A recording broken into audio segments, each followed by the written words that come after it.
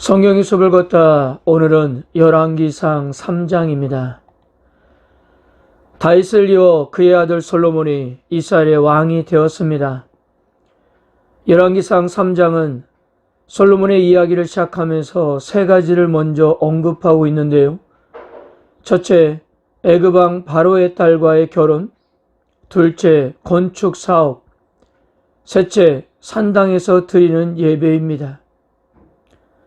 흥미로운 것은요, 앞으로 이러한 세 가지의 주제는 얽히고 설키면서 솔로몬의 이야기를 만들어갈 것이라는 거예요. 처음에 솔로몬은 아버지 다윗과 같이 여호와를 사랑하여 하나님 말씀을 존중하며 순종하였습니다. 3절을 보세요. 솔로몬이 여호와를 사랑하고 그의 아버지 다윗의 법도를 행하였으나 산당에서 제사하며 분향하였더라. 이런 솔로몬의 태도는 하나님을 예비하는 것에서 구체적으로 드러납니다. 솔로몬은 하나님께 제사를 드리기 위해서 기브온의 산당으로 갔는데요. 당시 이곳은 제일 유명하고 가장 큰 산당이었다고 합니다. 역대하 1장 5절에서 6절을 참고해 보면 옛적에 훌의 손자 우리아의 아들 부살엘이 지은 놋 제단은 여호와의 장막 앞에 있더라. 솔로몬이 회중과 더불어 나아가서 여호와 앞 곧 회막 앞에 있는 놋 제단에 솔로몬이 이르러 그 위에 1000마리 희생을 번제를 드렸더라. 다윗이 벽계를 예루살렘으로 옮겨왔을 때 장막과 부사엘이 만든 청동 번제단은 기브온에 있었습니다. 솔로몬은 이곳을 찾아와서 그 제단에 1000번제를 드렸던 것입니다. 우리가 알고 있는 대로 번제는 동물을 각을 떠서 통째로 하나님께 불살라 드리는 제사입니다. 하나님과 정상적인 관계를 원할 때 또한 하나님께 자신을 온전히 드려 헌신할 것을 맹세할 때 드리는 제사예요. 그러니까 솔로몬은 하나님께 1000번제를 드림으로써 이제 왕으로서 하나님과 올바른 관계를 맺고 자신을 하나님께 온전히 헌신하겠다는 서약을 온 이스라엘 백성 앞에서 그렇게 한 것입니다. 하나님도 솔로몬의 예배를 기쁘게 받으셨고요. 그날 밤 꿈에 솔로몬에게 나타나셔서 내가 내게 무엇을 줄고 너는 구하라고 말씀하였습니다. 꿈속에서 하나님의 말씀에 솔로몬은 먼저 다윗을 이어 자신을 왕이 되게 하신 분이 하나님이심을 고백했습니다. 나의 하나님 여호와여, 주께서 종으로 종의 아버지 다윗을 대신하여 왕이 되게 하셨사오나 그러나 자신은 작은 아이고 많은 백성을 다스리기에 부족하다는 것을 인정했습니다.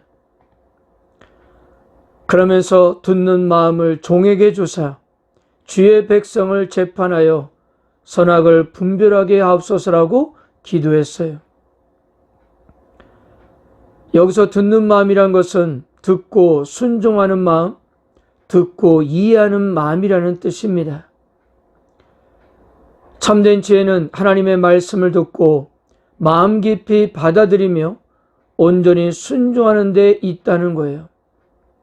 그래서 후일에 솔로몬은 잠언에서 이렇게 지혜를 정의했습니다. 여호와를 경외하는 것이 지혜의 근본이요 거룩하신 자를 아는 것이 명철이니라. 하나님께서도 솔로몬의 기도를 기뻐하셨고 그에게 전무후무한 지혜를 주시겠다고 하셨습니다. 또한 솔로몬이 구하지 않았던 부귀와 영광도 주시겠다고 하셨어요. 그러나 하나님께서는 솔로몬에게 당부도 잊지 않았습니다. 14절입니다.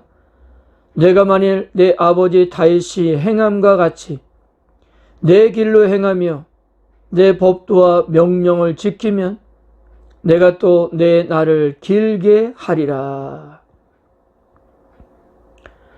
바로 하나님께서 주시는 축복과 은혜를 지속시키기 위해서는 여호와의 법도와 명령을 지켜야만 했던 것입니다.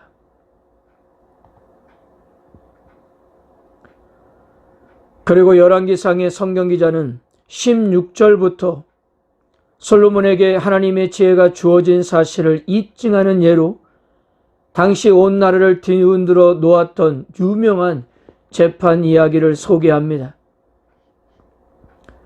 두 여자가 한 아이를 두고 서로 자기 아이라고 주장하는 사건이 있는데요. 이 사건의 핵심은 아이가 누구의 아이인지를 밝혀줄 수 있는 증거가 하나도 없다는 것이었어요. 모르긴 몰라도 이 사건이 왕에게까지 올라오게 될 정도로 난해한 문제였던 것 같습니다. 그러나 솔로몬은 하나님께 주신 지혜로 누가 이 아이의 진정한 어머니인가를 밝혀냅니다. 솔로몬의 명판결을 본 백성들에게 대해서 성경은 이렇게 증언합니다. 28절입니다. 온 이스라엘이 왕이 심리하여 판결함을 듣고 왕을 두려워하였으니 이는 하나님의 지혜가 그의 속에 있어 판결함을 봄이더라.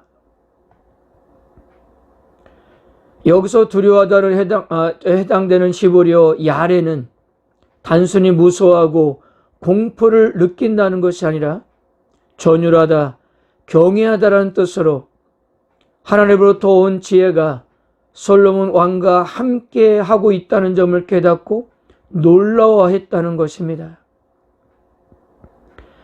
하나님께서 약속하신 지혜가 솔로몬의 삶에 잘 정착되어 온 나라가 공평과 정의로운 통치 아래 놓이게 되었음을 보여주고 있는 것입니다.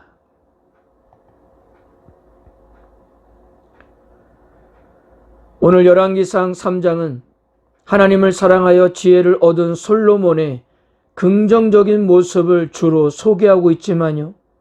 그러나 이런 솔로몬의 모습만 보여주고 있는 것이 아닙니다. 이미 1절에서 보다시피 솔로몬은 애굽왕 바로의 딸과 결혼을 합니다. 혼인관계를 맺다라는 말이 핫한이라는 단어인데요.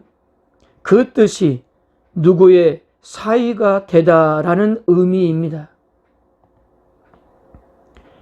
이 결혼의 가장 중요한 문제는 솔로몬이 바로 바로의 사위가 되었다는 것입니다. 솔로몬은 분명 강대국 사이에서 살아남기 위해 취한 정략적인 결혼이었지만 이것은 분명하게 신명기 17장의 말씀을 어기는 행동이었고요.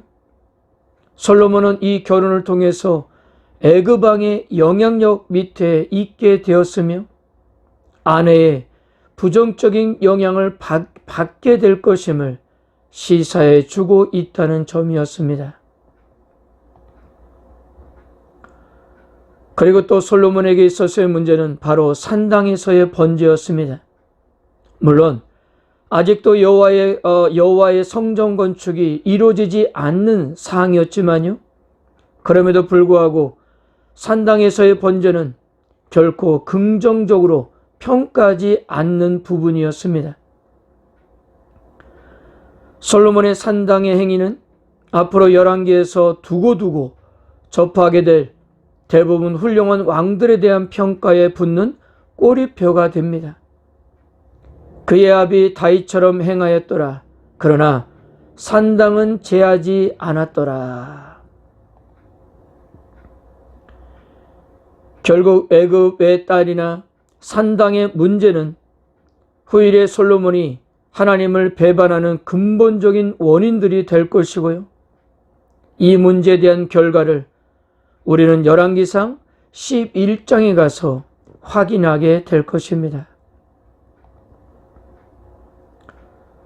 사랑하는 성도 여러분, 오늘 열왕기상 3장에서 솔로몬이 왕으로서의 첫 발을 내딛는 모습은 참으로 은혜로웠습니다. 그는 하나님을 사랑했고 그리고 아버지 다윗의 길을 걸어갔습니다. 그리고 하나님에 대한 그의 태도는 예배를 통해서도 드러났습니다. 그는 진심 어린 마음으로 하나님을 예배했고 하나님께서 그에게 나타나셨을 때도 그는 정말 하나님께서도 인정하실 만한 꼭 필요한 것을 강구했습니다. 그리고 하나님은 그것을 받아들이고 그에게 응답하셨어요.